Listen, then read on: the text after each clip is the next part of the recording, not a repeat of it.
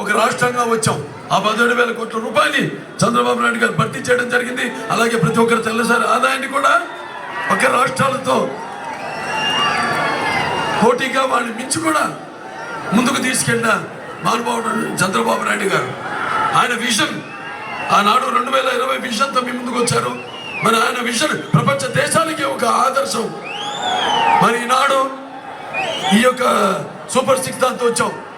ఒకటి, ముఖ్యంగా మహిళలందరూ కూడా 3 గ్యాస్ సిలిండర్ సంవత్సరానికి, అలాగే ప్రతి బిడ్డకు కూడా చదువుకునే ప్రతి బిడ్డకు కూడా ఈ యొక్క 15,000 రూపాయలు, అలాగే ప్రతి మహిళకు కూడా 1,500 రూపాయలు, అలాగే రైతులు ఉన్నారు, రైతులకు కూడా వాళ్ళకి సంవత్సరానికి 20 రూపాయల బీమా, అలాగే నిరుద్యోగ యువత ఉంది.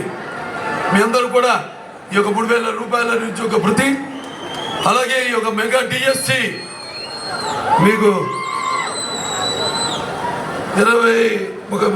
2 లక్షల ఉద్యోగాలు సంవత్సరానికి ఇచ్చే ఒక మెగా డిఎస్సితో మీ ముందుకు వచ్చింది. అలాగే విధులోప పింఛన్ ఉంది, 3,000 నుంచి 4,000 పెంచుతామని పేర్కొనడం జరిగింది.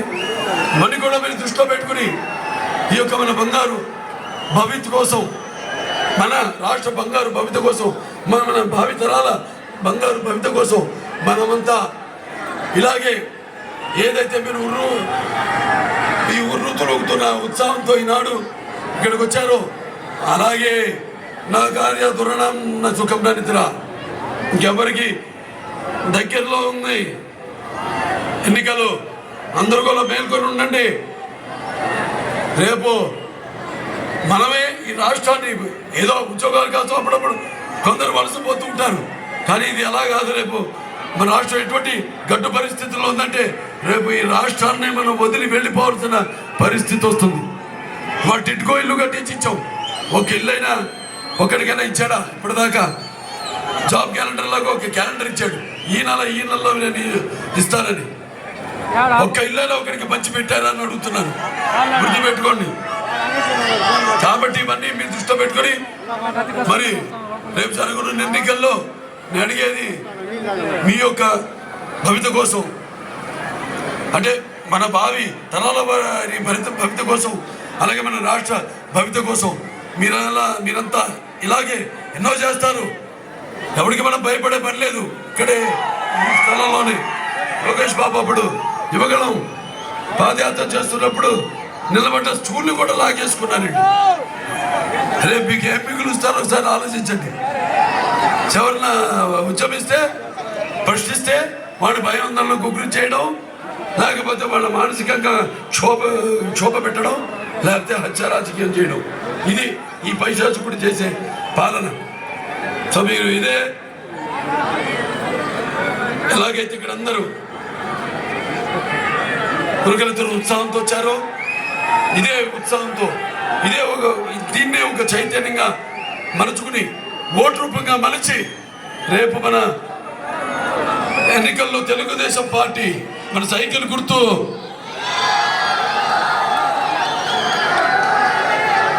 ఓటేసి మన తెలుగుదేశం పార్టీ శాసనసభ అభ్యర్థి అయిన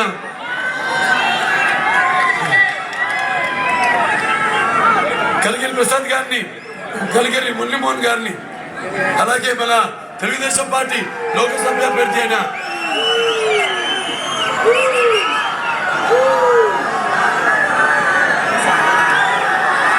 ప్రసాదరావు గారిని అత్యధికమైన మెజారిటీతో ప్రజాస్వామ్యానికి గెలుపు చేకూర్చవలసిందిగా కోరుకుంటూ, ఈ యొక్క మళ్ళీ మన చరిత్ర రాయాలన్నా మేమే, సృష్టించాలన్నా మేమే, దాన్ని తిరిగి రాయాలన్నా మేమే. కాబట్టి మళ్ళీ మన పునర్వైభవం తీసుకోవాలి మన రాష్ట్రానికి, మన జాతికి, అలాగే మన ముందు తరాల వారికి ఒక మంచి బాట వేయాలని మనస్ఫూర్తిగా కోరుకుంటూ నేను సెలవు తీసుకుంటున్నాను. జై తెలుగుదేశం, జై తెలుగుదేశం, జై తెలుగుదేశం, జై జనసేన, జై జనసేన, జై జనసేన.